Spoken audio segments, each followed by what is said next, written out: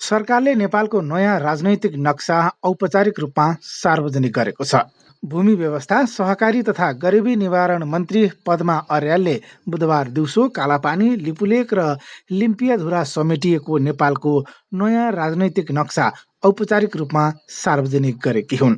नयाँ नक्सा अनुसार नेपालको कुल क्षेत्रफल 1,47,516 वर्ग किलोमिटर कायम हुनेछ। अतिक्रमित भूभागको क्षेत्रफल 335 वर्ग किलोमिटर रहेको छ। अतिक्रमित भूभाग बाहेकको नेपालको क्षेत्रफल भने 1,47,181 वर्ग किलोमिटर रहेको छ। नक्सा सार्वजनिक गरेसँगै देशभर यसैलाई प्रयोगमा ल्याउने गरी आवश्यक काम कारबाही समेत अगाडि बढाइएको मन्त्रालयले जानकारी दिएको छ।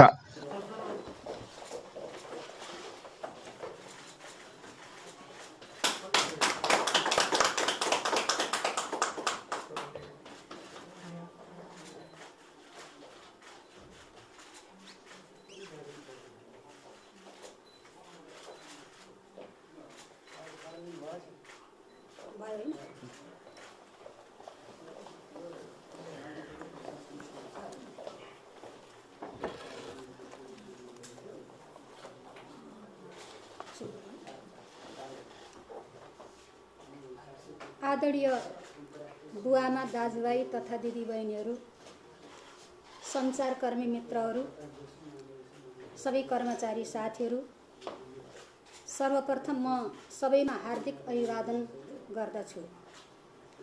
लामो समयदेखि नेपालको सीमाका विषयमा रहेको समस्यालाई सम्बोधन गर्दै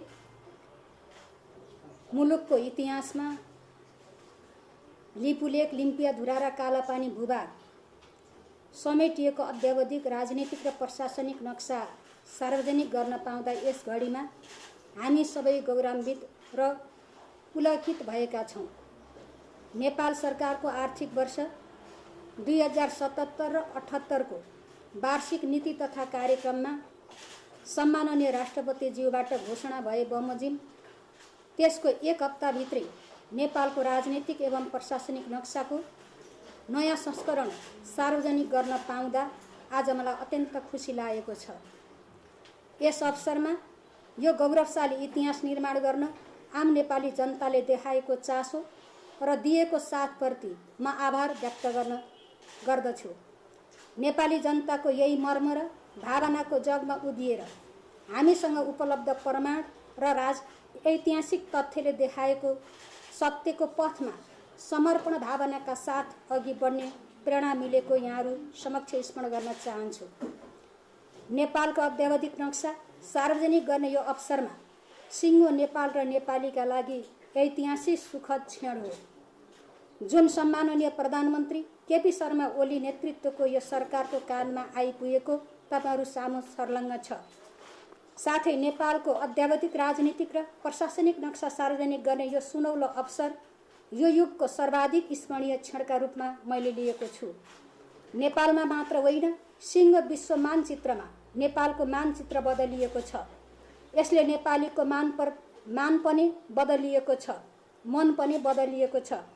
त्यति मात्र होइन, नेपालीको बदलिएको मानचित्रले नेपालीको मनोबललाई अझ उच्च बनाएको छ। सीमाका विषयमा सिङ्गो राष्ट्र एक ढिक्का भएको यो ऐतिहासिक घडीमा हाम्रो दृढ सङ्कल्प र अटल आत्मविश्वासका साथ हामीले सङ्कलन गरेका यथेष्ट प्रमाणका आधारमा यसअघि नक्सामा छुट्याइएका भूभाग समेटेर अद्यावधिक नक्सा सार्वजनिक गर्ने बिन्दुमा आइपुगेका छौँ। हाम्रो भूभागलाई जोगाउन पूर्वजहरूले बलिदानी गरेको इतिहासलाई हामीले कदापि बिर्सन सक्दैनौँ। पूर्वजहरूले रचिदिएको भौगोलिक इतिहासका कारण आज हामी नेपाली भन्न पाएका छौँ। नेपाली हुनुमा हामी गौरव गर्दछौँ। नेपाल निर्माणको 250 वर्षको दौरानमा धेरै आरोह अवरोह झेलेका पनि छौँ। आजको यो ऐतिहासिक क्षणमा आइपुग्दा वर्तमान केपी शर्मा ओली नेतृत्वको सरकारले नेपाल र नेपालीको शिर झुक्न दिएको छैन र दिने पनि छैन भन्ने विश्वास यहाँहरूमा राख्न चाहन्छु।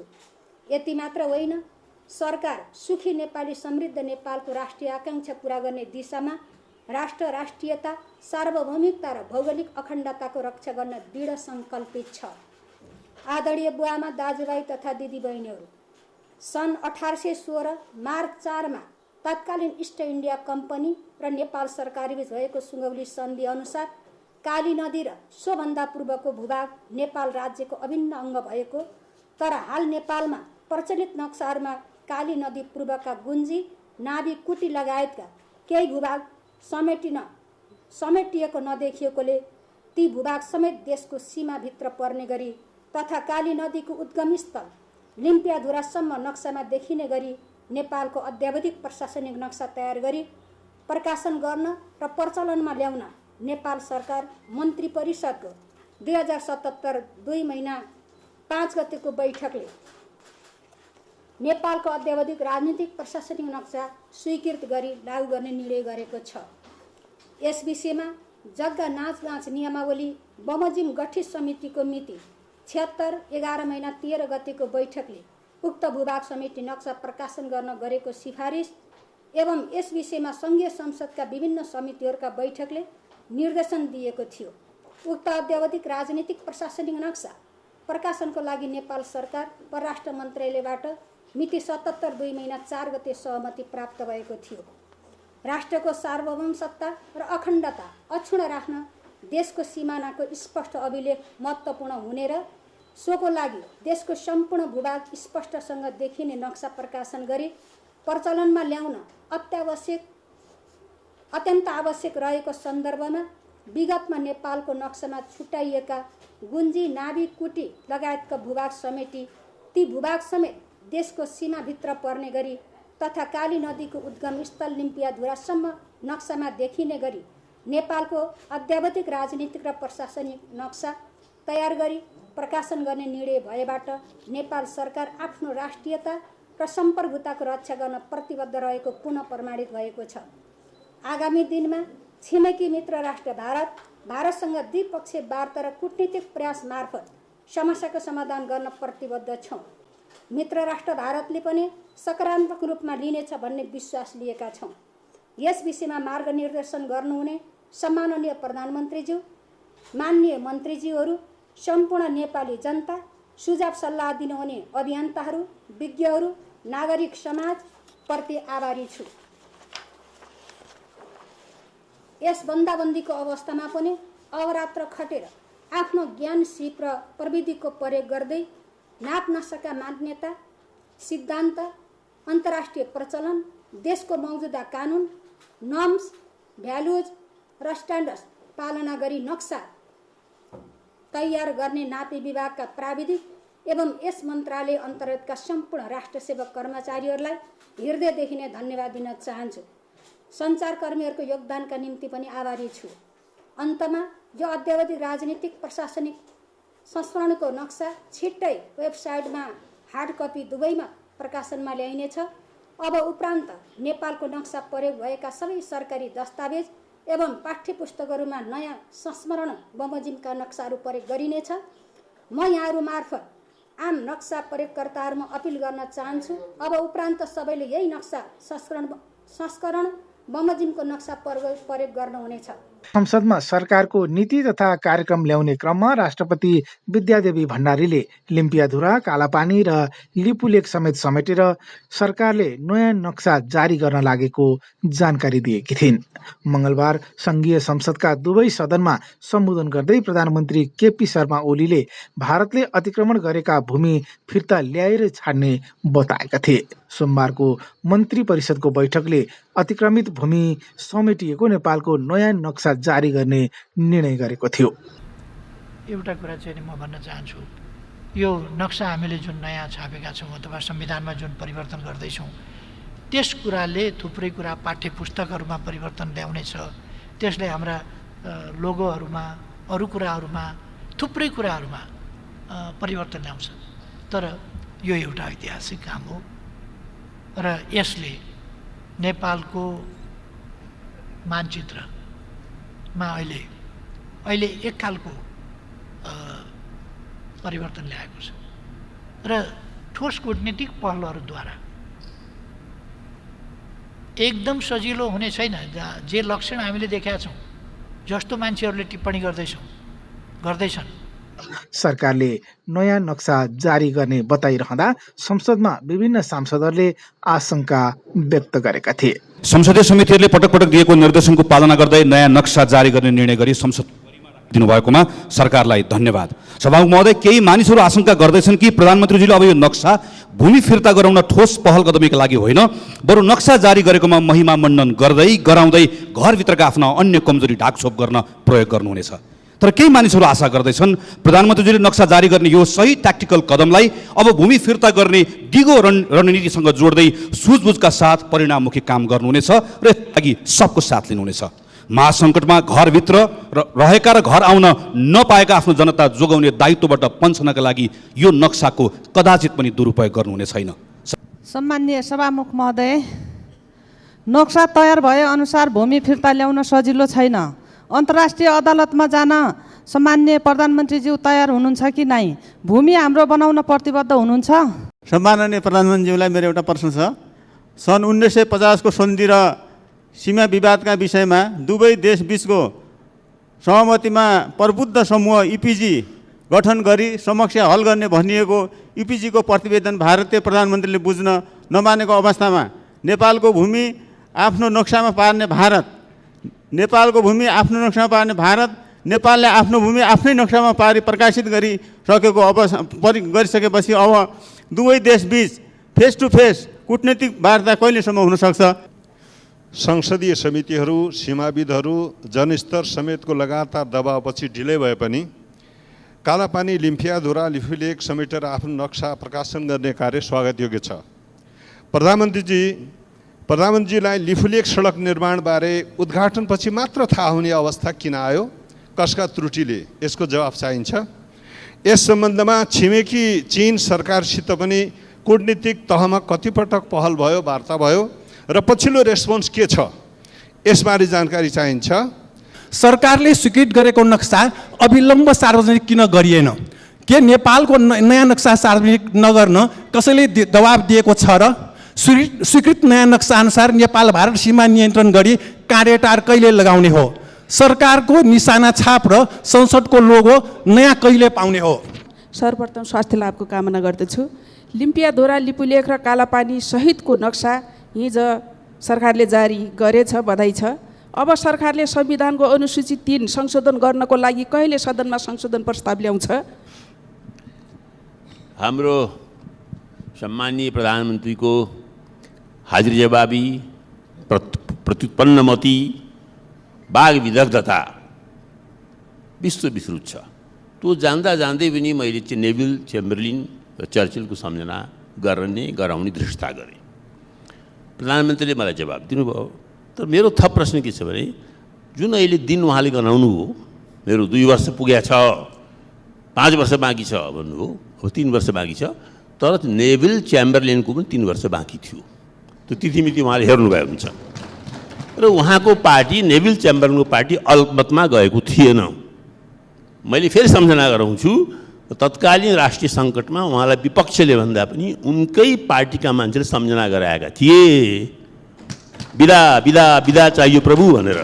थप एउटा हुन्छ लोकतन्त्र, अर्को हुन्छ सङ्ख्यातन्त्र। त्यसलाई भन्छ सङ्ख्यातन्त्र। उता भारतीय सेना प्रमुख र मिडियाहरूले नेपालले चीनको उक्साहटमा यो मुद्दा उठाएको दाबी गर्दै आएका छन्। राजनीतिक नक्शा पास किया जिसमें भारत के साथ सीमा पर लिम्पियाधुरा, लिपुलेख और काला पानी के इलाकों पर दावा ठोका गया। इन तीनों इलाकों को मिलाकर नेपाल नया नक्शा पास करने जा रहा है। बाईं ओर दिख रहा मैप मौजूदा मैप है, जबकि दाईं ओर वाला प्रस्तावित है। दाईं तरफ वाले मैप में बिल्कुल बाईं तरफ एक नोक सी दिखाई दे रही है, जहां पर 3 इलाके स्थित हैं, जिन पर नेपाल विवाद खड़ा कर रहा है। इस बीच इस मामले में शांति दूत के रोल में उतर आया है चीन। एक सवाल के जवाब में चीन के विदेश मंत्रालय के प्रवक्ता झाओ लिजियान ने कहा, काला पानी भारत और नेपाल के बीच का द्विपक्षीय मुद्दा है। उम्मीद है दोनों देश अपने मतभेदों को दोस्ताना सलाह मशवरे से सुलझा लेंगे और कोई एक तरफा कदम नहीं उठाएंगे। तर प्रधानमन्त्री केपी शर्मा ओलीले भारतीय पक्षको दाबीको जवाफमा कडा प्रतिक्रिया दिएका छन्। हो कि भनेर प्रश्न उठेको चाहिँ अचम्म लाग्यो। नेपालको वर्तमान सरकार सार्वभौम समानताको सिद्धान्तमा विश्वास गर्दछ, व्यवहारमा विश्वास गर्दछ र स्वाधीनता र स्वाभिमानलाई आफ्नो प्राणभन्दा प्यारो मान्छ। देशभन्दा ठुलो, देशको स्वाभिमानभन्दा ठुलो, मातृभूमिभन्दा ठुलो, मातृभूमिको हितभन्दा ठुलो केही हुँदैन र त्यसका निम्ति समर्पित हुनभन्दा ठुलो गौरवको विषय पनि केही हुँदैन। चाहे विदेशीले भनुन्, अरूको उक्साहटमा लागेर, अरूको सन्दर्भमा अरूले भनेर, अरूले खटाएर नेपालले बोल्यो जस्ता कुराहरू, यो अत्यन्तै नेपाल राष्ट्रलाई हुच्याउने र अपमान गर्ने कुरा हो। नेपाल राष्ट्र यो गुलामीलाई कहिल्यै स्वीकार नगरेको, स्वाभिमानका निम्ति बलिदान गरेको, दासता अस्वीकार गरेको स्वाभिमानी राष्ट्र हो। कसैको उक्साहट र बहकावमा चल्दैन।